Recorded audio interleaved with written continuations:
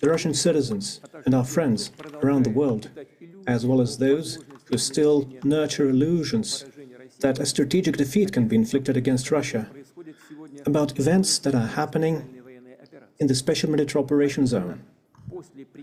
I'm talking about what happened in the wake of long-range Western weapons being used in the Special Military Operations Zone.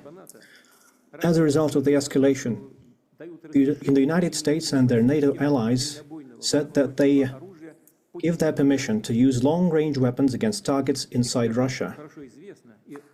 Experts know fully well, and the Russian side has underscored this time and again, that using such weapons without the direct involvement of military operators from manufacturing countries is impossible. On November the 19th, 6 ATACMS missiles manufactured in the US were used, and on the 21st, a combined attack using Storm Shadow manufactured in the UK and missiles manufactured in the US were used to attack missile targets in the Bryansk and Kursk regions of the Russian Federation. Starting from that point, as we have underscored many times, the regional conflict in Ukraine, provoked by the West, acquired a global character.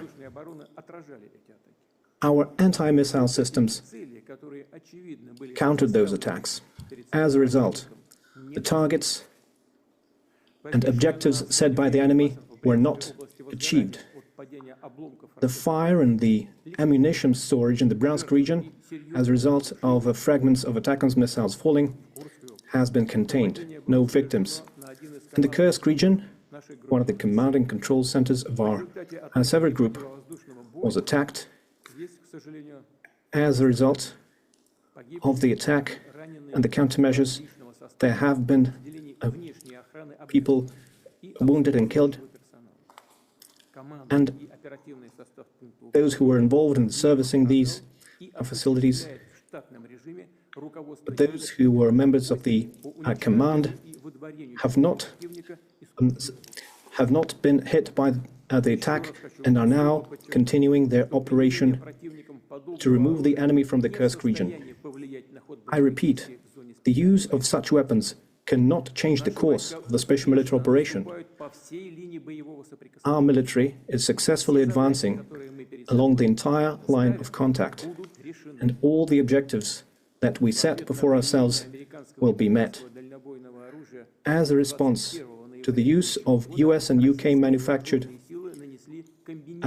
weapons, the Russian forces have carried out a combined strike on one of the military-industrial facilities in Ukraine.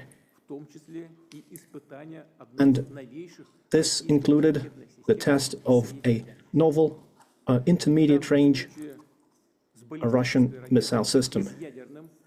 A ballistic missile with a non-nuclear hypersonic payload was used. The test was carried out successfully. The objectives of the launch have been met. One of the largest and well-known industrial centers that is known since the Soviet times in the Dnieper region, which is known and to be involved in enemy production, was hit. And further plans are being made in Europe and the Asia-Pacific to deploy weapons and missiles. And we believe it is a mistake on the part of the United States to destroy the system that was established by the Missile Treaty in 2019. We see that the United States and their allies are now considering and has successfully tested their capabilities to deploy advanced missile systems in different parts of the world. And their exercises routinely include the use of such weapons. Russia has unilaterally refused to deploy intermediate and small-range missiles until we see similar weapons deployed by the United States in a region of the world. The use of the novel system, which was essentially an operational test, was carried out in response to the decisions made by the United States and their allies.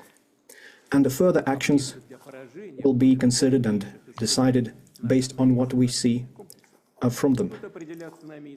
The further course of action will be determined based on the threats to the security of the Russian Federation. We believe that we have the right to use our weapons against military facilities of countries who allow their weapons to be used against ours. And in case of an escalation, we will act as decisively in a mirror fashion. The ruling elites of the countries are nurturing plans to use their military contingents against Russia should be warned. When choosing measures to be used in response, such as the use of systems that was tested recently in Ukraine, will certainly include warnings to civilians to clear the zones that will be targeted, and we will certainly do this in a transparent fashion. And we do not have any fears that it will reduce the effectiveness of those systems, because there is no way to counteract a missile that flies at 10 Mach, which is 2.5 to 3 kilometers per second. Existing anti-missile systems and the anti-missile systems deployed by the United States and Europe cannot intercept such missiles. It is impossible. So, once again, it is not Russia, but the United States who have destroyed the system of international security. And they are trying to preserve their hegemony and stoking a global conflict. We have always preferred, and we still prefer, to resolve our disagreements using peaceful means, but we are prepared for any scenario, and if anyone has any doubts, they shouldn't. There will always be a response.